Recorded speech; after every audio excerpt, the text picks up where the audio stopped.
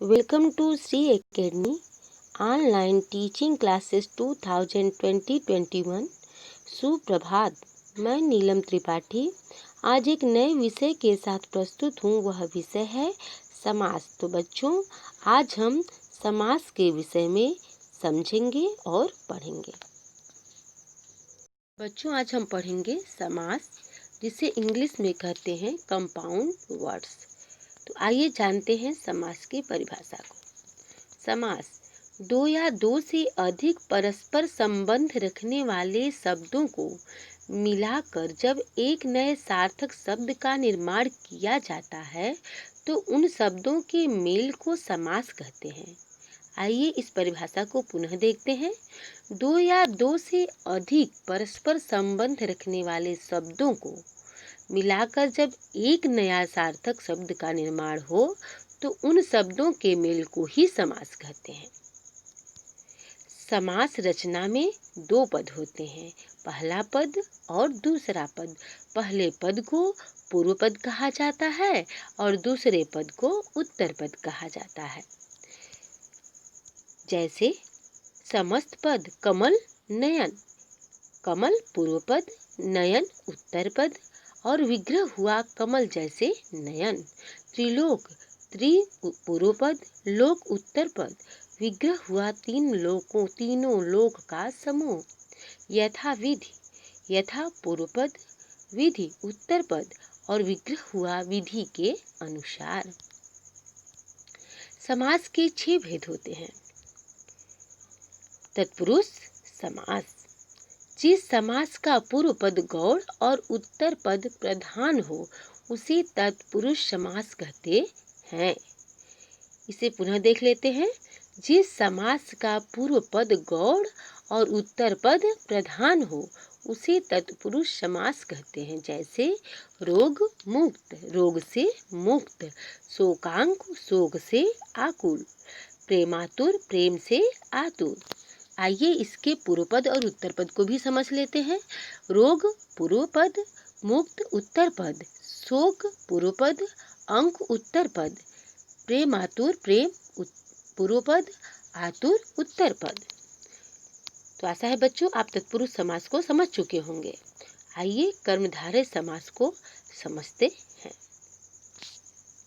जिस समास का पहला पद उपमान और दूसरा पद उपमेय हो वह कर्मधारय समास कहलाता है।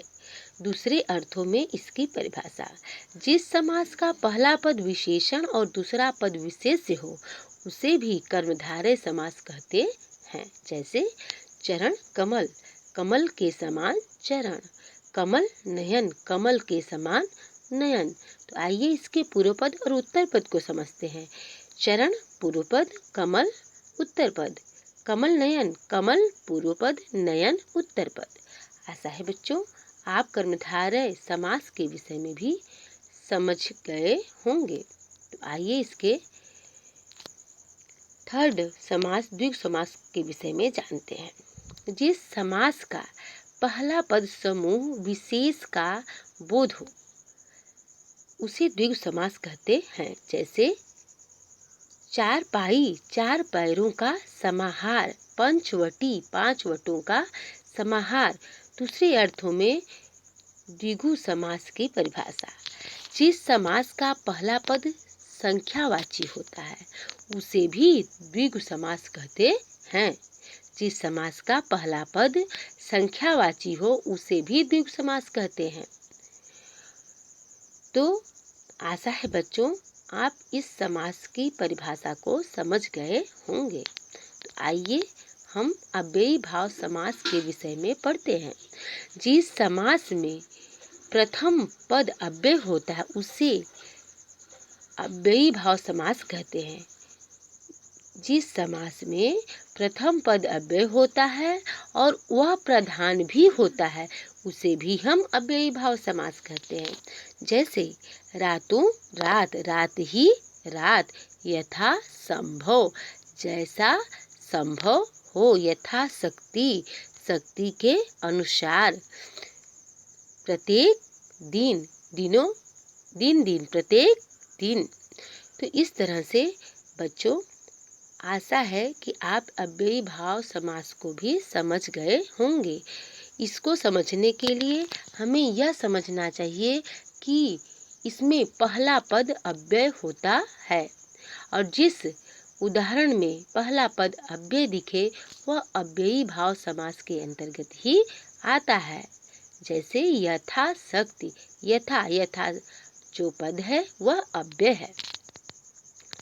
तो आइए बच्चों, अब हम द्वंद्व समास को समझते हैं। जिस समास में दोनों पद प्रधान हो तथा विग्रह करने पर दोनों के बीच में योजक चिन्ह छिपे हों उसे द्वंद्व समास कहते हैं। जिस समास में दोनों पद प्रधान हो तथा विग्रह करने पर योजक चिन्ह छिपे हों उसे द्वंद्व समास कहते हैं। जैसे नर नारी, नर और नारी, माँ बाप, माँ और बाप, दाल चावल, दाल और चावल। ऐसा है बच्चों, आप द्वंद्व समास की परिभाषा और उदाहरण को भी समझ गए होंगे। इसमें मुख्य चीज योजक चिन्ह होते हैं। हमें समास के उदाहरण को समझते समय यह ध्यान रखना चाहिए कि द्वंद्व समास में हमेशा योजक चिन्ह छिपे होते हैं। योजक चिन्ह जिस समास के उदाहरण में है वह द्वंद्व समास ही कहलाता है और विग्रह करने पर और तथा शब्दों का भी प्रयोग होता है। बहुव्रीहि समास, जिस समास में दोनों खंड प्रधान न हो और समस्त पद अपने पदों से हटकर किसी अन्य संज्ञा का बोध कराता है उसे बहुव्रीहि समास कहते हैं। जैसे विकार, विष, विषधर, विष को धारण करने वाला अर्थात शंकर, तिरंगा, तीन रंगों वाला अर्थात भारत का राष्ट्र ध्वज। तो आशा है बच्चों आप इस समास को भी समझ गए होंगे। अगले पाठ से हम संधि के विषय में पढ़ेंगे। Thank you.